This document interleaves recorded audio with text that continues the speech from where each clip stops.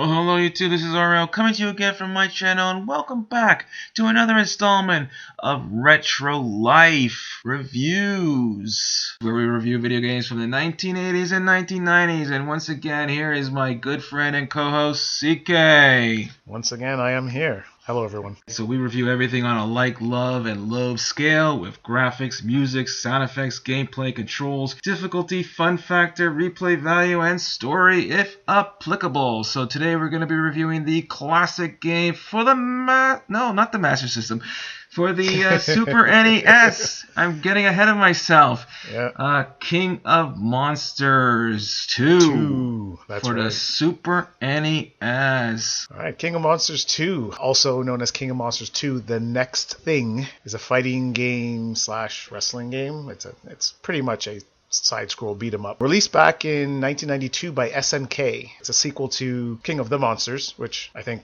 people may or may not have known. It's a very popular arcade game back in the 90s. In this one, pretty much, it's the previous game's surviving monsters return to battle across the globe again. It's just basically a continuation of the story. It's your side-scroll beat-em-up with giant monsters.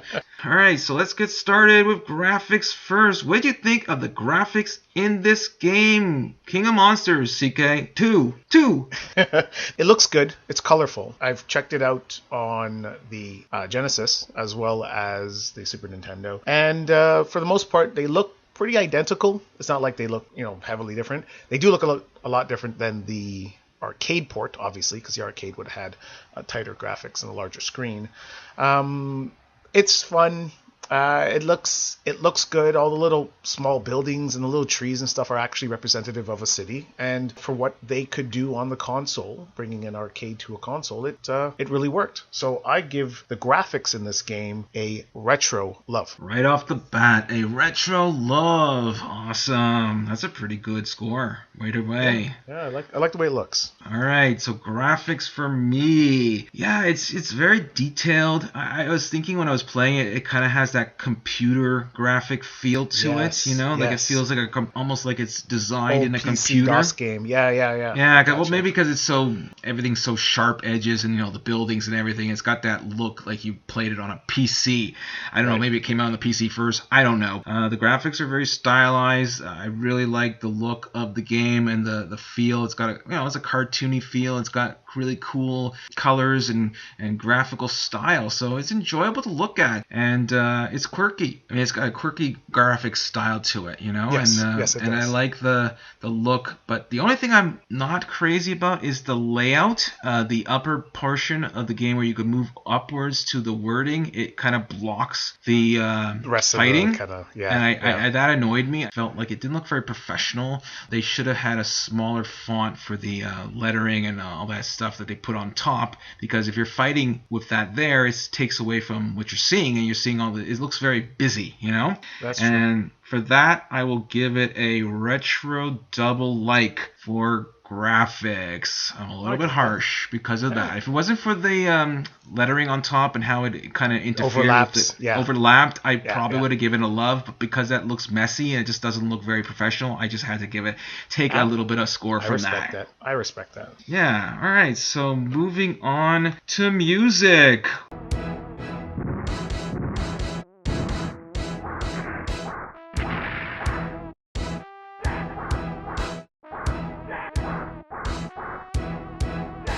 What did you think of the music in King of Monsters 2, CK? The music in the game is fitting. It's different. It's, I guess, of that time. Every time I hear the music in this, and it's nothing that stands out, per se. There's nothing incredibly memorable, per se, about any of the games. Any of the tracks per level, I guess, per, monster that you fight. But it's there in the background, and it really works for the game. It sounds a lot like what games sounded like back then, and what arcadey music would sound like. Truly is, a port from an arcade. This game was built for that environment, to have the music very specific to the console or to the game, so that whenever you heard it, you knew that, you knew what that game was when you were at the arcade. You didn't need to see it. So it works for what it is. Nothing catchy, nothing that I consider poppy or interesting, but it's nothing terrible. The beats are there, they feel nice and they flow nice, and for music, I will give it a retro like. All right, cool. Retro like for music. All right. Music for me. There wasn't really much that I enjoyed about the music. It wasn't awful, but what stood out for me was the boss fighting music, and that really annoyed me. It was very like, and it just was like, oh my god, it just felt, it just ruined it for me. It just was this really weird. It didn't feel like it belonged in the game. Like it was supposed to be. I guess they're going with this quirky thing, but if it's like an epic B-movie style, I feel like it should have been when there's a boss battle. It should have been like booming, something more epic, And more epic, yeah. That's I just felt like that. It's just so out of place and so annoying. So for that alone, I'm gonna give music a half-like. Ooh, half-like. A half-like for music because I just couldn't stand that little boss battle music. So yeah. I just did not like that. Anyway, so moving on to sound effects. What do you think of the sound effects in this game? The sound effects were blah. For lack of a better term, they were really just there, and not even like incredibly fitting either. They were super limited. That was one of the things that I did notice with regards to certain sounds. Explosions were pretty much all the same. The splashing was not expecting it to be any different, but they all kind of felt like they were in the same realm of sound effects. Stone metal crushing and the splashing of water in 2 or 3 different tones. It was literally just like the same tone. Every time you got punched, every time the monster roared or a bad guy made a sound or your character said anything, it was always more or less the same thing. And by saying anything, you know what I mean. The sound effects for sounds. Yeah. I don't have much else to say. I mean, I want to say nice things, but there really isn't something nice to say, so I'll say nothing. Yes. So I don't say anything at all if you don't have anything nice to say. I give sound effects a retro half-like. Cool. I thought you were going to go with your first Loath. Have you ever given a game a Loath? I don't. There've been Loaths. There's been Loaths. All right. I don't recall. I know back to let's go back to the records later. The game that shall not be mentioned and the Roger Rabbit. I'm sure there was a few Loaths thrown in there, but I don't remember you saying many Loaths. So I was thinking, maybe you're going to go for a Loath. I was excited for a second. Oh yeah, no, not that far. It's not terrible. It's just I don't approve. That's all right. Half-like, not approved. Anyway, so sound effects. I was gonna move on to gameplay. I didn't even do sound. Sound effects, my friend. So sound effects for me. Yeah, I mean, I'm gonna say a lot what you said. It was basic noise at times. I don't feel like they put a lot of effort in the sound. I mean, you heard the explosion, buildings, basic stuff, but it was very faint. It didn't feel like it was impactful enough. Right. Right, yep. And I didn't really enjoy it. And I mean, I don't really notice sound effects. As long as it's not annoying, it's adequate. I don't really look at it and say, oh my god, the sound's so amazing. I'm excited for the sound, But I was listening to the game, and then the music was annoying for me, and I just didn't really feel the sound was like, it didn't pop. It didn't really it should have been more. It doesn't. As I said, impactful. When a building gets smashed to pieces and it blows up, you want to hear that explosion. The explosion is very weak. You don't hear it very much, and it just feels like it's just an afterthought. Punches and all that stuff. It's just generic. It doesn't really do anything for me. I'm not going to give it a Loath, but I'm going to have to say it's a retro half-like for sound effects. It's a half-like. It's a truly half-like. Unfortunately, they could do a lot better. And maybe the arcade has, you know what I mean? Because it has more channels and it has a better setup. The arcade might be a better one, and we should kind of look into that. But other than that, the ports, unfortunately... They'd have no excuse. There's no excuse for me bad sound effects. I'm not giving any leeway. There's plenty of great games. Plenty of great games on the Super Nintendo that had amazing sound effects. This was just lazy. Anyways, moving on to gameplay. What do you think of the gameplay in King of Monsters 2, CK? Well, that gameplay is a full 180 on the previous topic. The gameplay is super interesting in this game. There were so many things happening. It feels busy because, of the small buildings and your character crossing, streams and city blocks in strides, busting buildings, having to break them to get power-ups, having to blow up baddies to get power-ups. Certain things are bombs, so you can get hit by the things that you're collecting and you wouldn't even know. And then every once in a while, the boss happens to pop in, fight you, and then disappear. And you've got to make your way through this, standard beat 'em up across the area while keeping your power up, while collecting points, while collecting power-ups, while defending yourself, and then having to fight a boss. There's so much going on, and it feels like it could be such a it could be a longer game, and they probably could have made it longer. But you're always busy. It's not like some of them where you're just kind of walking through, and then you punch a couple of garbage cans, and then there's always bad guys. There's always bad guys. There's always the same bad guys. In this one, there's different baddies that come in every section. There's different baddies in every level. There's different baddies, and the cityscapes are different. So you're blowing up different buildings in different settings, and there's so much. And I really, really, really enjoyed the gameplay in this, and I would have loved to play this in the arcade. So that being said, I give gameplay a double retro love. A double retro love. Very shocked. I was shocked. No, that's cool.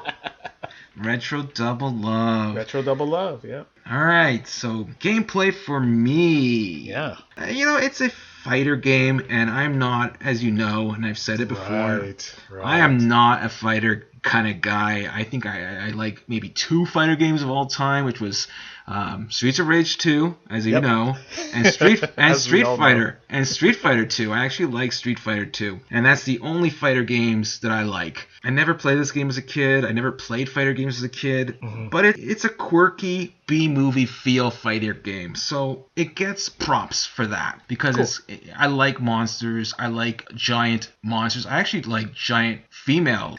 I kind of thought, wouldn't it be cool if they did like a 50-foot, the attack of the 50-foot woman in this? Yeah. I think that would have been so cool, and then I'd be like, that would have got like extra points for me because I thought like a gigantic women fighting each other, that would be such a good game for now. Like a 50-foot. It would be. It's a little bit of a fetish maybe. But anyways, the gameplay is a quirky game, and I like quirky. I like the elements and the power-ups and all that stuff, and just moving around the city is kind of cool. Makes it more fun for me because it's the dynamic of that. I like the destroying of the city. That's kind of cool when things are destructible. I have to give it extra points for that. For that being said, I think the gameplay is it's kind of fun for this kind of style of game. I will give it a retro love for gameplay. Hey, look at that.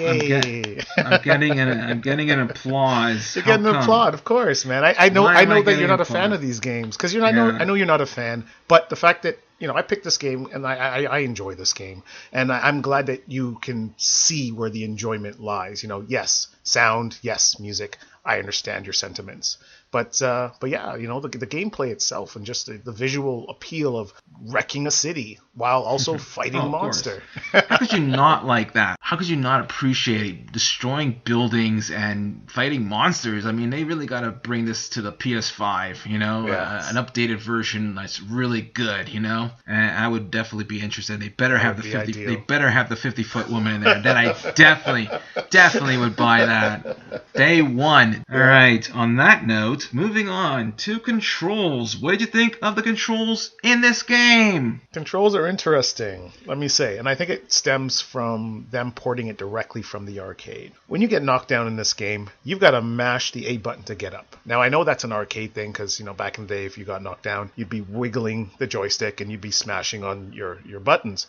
But on a console, it's just a little bit different, and the fact that, you don't auto get up when you get knocked down, you got to pump that A button. Another one of the things is it uses, all 4 buttons on the controller. Punch and kick, I think, are just standard. And then there's a jump button as well. Outside of that, moving your character around it's just like a beat 'em up. I don't think it's not super tight, nor is it loosey-goosey. So it would have been awesome in the arcade, but it's better than passable. It's okay on the console. I will give the controls a retro double like. Cool. Fair. That's a fair score for controls. All right. So controls for me. Yeah, I just I don't know if it's just the controller or me or the game. I found it to be stiffish and a little bit annoying to move. I found there was a little bit of pushing it a little harder than I'd like to have pushed it in the directions that I need to go. Like the speed of the character type of thing? Yeah, I felt it was a little sluggish. Sluggish, and it just felt like I got a little bit annoyed because it didn't feel like fluid. I agree. It definitely felt like it was a little bit of a pain to maneuver, and I just didn't feel it was as responsive as it could have been. Yeah, just controlling giants, though. You got to remember, right? Yeah, no, I get it. I mean, obviously, didn't want to make it feel like you're controlling a balloon character. It didn't want to be too light and fluffy, and I get that. But there's a little bit of a balance there, and I don't feel they got the balance quite right. Gotcha. And it's not terrible, but it's definitely noticeable. enjoyable, and it definitely feels a little bit just frustrating. And when it's frustrating, I don't like frustrating. Who likes frustrating, really, right? Do you like frustrating? I'm going to ask the audience. Do you guys like frustrating? I don't like frustrating. Leave a comment below. If you do like frustrating controls, if you do like it, then definitely leave a comment below. Let us know, and maybe we'll review some more frustrating controls games in the future. Alright, so yeah, I gotta score it. So controls, I'm gonna give the controls a half-like. Half-like, okay. Yeah, I was gonna go like, but I don't feel I liked it enough to give it a like.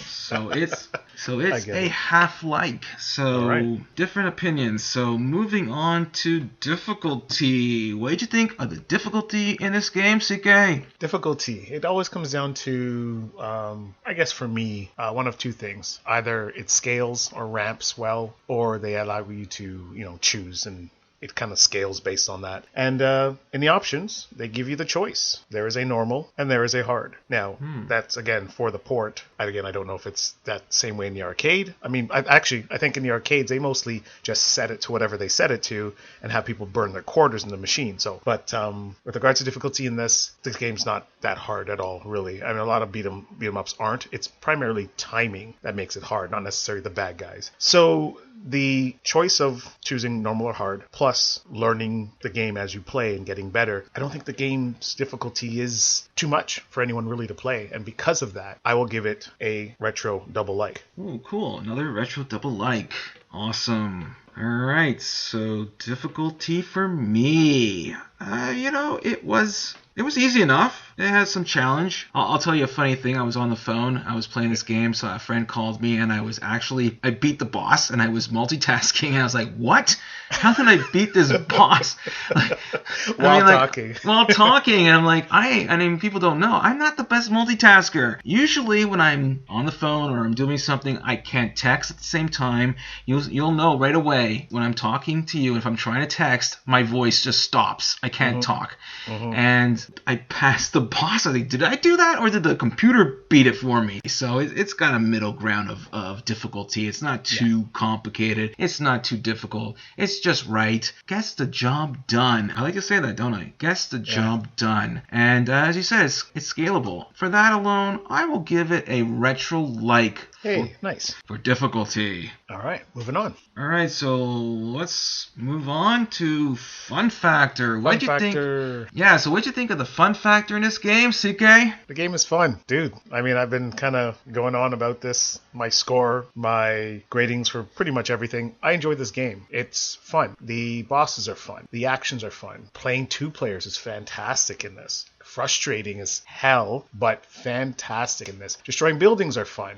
Stomping through water is fun. Getting knocked down and dying out of sheer frustration is fun. There's nothing about it that really can set someone off and be like, well, I don't want to play this game anymore, unless you really don't like these games. And you're a guy who doesn't even like these type of games, and I'm hearing more positive than negative with regards to your experience at this point. So that gives me a good feeling inside, knowing that, you know what, anyone who picked up this game should enjoy playing it. Get in there, destroy buildings, destroy planes, destroy ships, collect power-ups, and beat up monsters. What more could you ask for in a game? Well, you could. A 50-foot woman, right? Apparently, right? Well, that's in the future, yes. Yeah, totally. And I give Fun Factor a retro double love. Oh my God, you just blew it out of the water. Would you expect anything else? Yeah, no, obviously you love this game. Double retro love. You're getting all the double loves lately, I've noticed. Have you noticed? I started the double love craze, but you're continuing the double love craze. Fun factor for me. Yeah, it's a fun game. It's definitely a fun game. The fun comes from the environments, the monsters, the explosions of buildings, the power-ups, all those quirky monsters that come at you, the one-eyed little creatures that have no body, all those characters are pretty fun to look at, and they're very creative. As I said, it's like a B-movie. Feels like B-movie. It's got a lot to enjoy. So fun factor, it's enjoyable, but I don't think I enjoyed it as much as you. So I'm gonna give it a retro love for fun. Hey, that's super respectful. I appreciate that, man. Yeah, I was tinkering with a double like, but I do feel it's more fun than a double like because it has a lot to enjoy and look at, and it gives you a lot of eye candy, and it's monsters. How could you not love monsters? And buildings being smashed with monsters is always a plus. So yeah, gonna give it a retro love for sure. All right, so moving on to replay value. What did you think of the replay value in this game? High replay value. Period. End topic. The game, and that's all for now, guys. That's it. I give it a retro love. Yeah. The replay value is definitely there, and I think with a lot of beat 'em up games, for people that enjoy it, or people enjoy just the casual experience of a beat 'em up, replay values are usually going to be there. They invest so much time and design in these levels because you're not just walking through the same 16 tree sprites and the same 3 village sprites, and there's so much more going on. And because of the gameplay, because of the control, for some, because of the quirkiness, because of monsters, anyone would pick this game up again and just play it. I know I would, and even after playing this, I'll probably pick it up again and just play it randomly if I happen to see it in my list of ROMs. So, because of those things, and because it's so awesome, I give replay value a double retro love. Oh my god. No. You cannot do 2 double retro loves back to back. We have to have a rule against that. No, that sounds illegal to me. Look at our Mario review. You were retro loving the whole shebang. I don't know if I did a double retro love the whole way. You gave us a triple retro love in that review. That was a one-time thing, but it wasn't back to back. But all right, wow, that's the first back-to-back retro double love I think you've ever given. I love this game. Clearly, oh my goodness, that is a retro double love 2 in a row. I wonder if we could do like 3 in a row one day, or like have all across the boards double love. That would be the most interesting game if there was ever. I don't know if there's a game that has that amount. Anyways, so for me, you're gonna win this for sure and score. All right, that's okay. That's okay. All right, so replay value for me. You know what I wrote? I said makes me wish I liked fighter games more. It really does. It made me wish that I was more of a retro fighter game kind of guy, liking the fighter stuff. But I don't, so I just don't have. For me, it's not much replay as you would have. It's fine. I mean, I do feel it's fun, and moving through this game and playing it. And as a kid, I could see myself enjoying it. Maybe this game would have made me be more of a fighter fan if I played it as a kid. I didn't know about it as a kid. It has some replay. I'm not saying it has 0 replay value. I just don't know how much time I would spend on this game and how much time I would want to invest to passing it, because I feel like it might get repetitive pretty quickly for me. I do feel there's a curiosity level, and of course the settings and the beautiful looking cities and the colors and the monsters, different types of monsters. I wonder if you could actually add, can you unlock monsters in this game? I wonder. I don't know. Other than the ones that you come across. No. See, that would have been something that would have made me want to replay the value of this game higher. It would make it higher for me, because I want to say, hey, can I open up and unlock another monster that I did not get to play yet, which would be cool. So for me, I'm going to have to give the replay value a retro double like. Okay. Yeah, double. I won't fight you on that one. After all these double loves, I'm getting a little jealous. I gotta pick a game next time that we get to give some more double loves. So I don't think I've given a double love since Mario, to be honest. No, I think you have. Maybe one. But I don't think you've given a plethora of double loves like you gave Mario. So my double love count has definitely dropped since the first few reviews we've done. I was giving everything double loves, and now I'm giving nothing for double love. But anyways, all right, this is the portion of the review that we discussed the influence. So in 20 seconds, CK, what do you think the influence was in King of Monsters 2? It was the game that was influenced by a previous game, which was influenced by the giant monster B-movie type stuff. So I don't know if there's anything else after this that would have really been impacted by it. So I give it a 0. Ooh, 0. And now you hate the game. It's like you just gave it 2 retro double loves and now it's a 0, but it's a totally different category, so it just kind of feels funny. But anyways, I don't really feel it had much influence. I mean, it's not a game that people talk about. I'm sure there was like monster games before, Rampage, so that one I would say had way more influence. I would give that game probably a 1 or 2. This one, I'm going to have to say it's a 0 as well for influence. All right, so this is the portion of review where we flip a coin and see who wins the vote. So heads is high. I believe it's your turn to flip, CK. It is. So heads high. Let's see. Yep. Oh, it's heads. All right, so you win the flip, CK. And right. So what are your 2 games for the audience to vote on? A Master System double feature. First game Yes. will be a Double Dragon, the original Double Dragons. The second game will be the classic Sega game, the hero that has made Sega, Sonic the Hedgehog. I thought you were talking about Alex the Kid.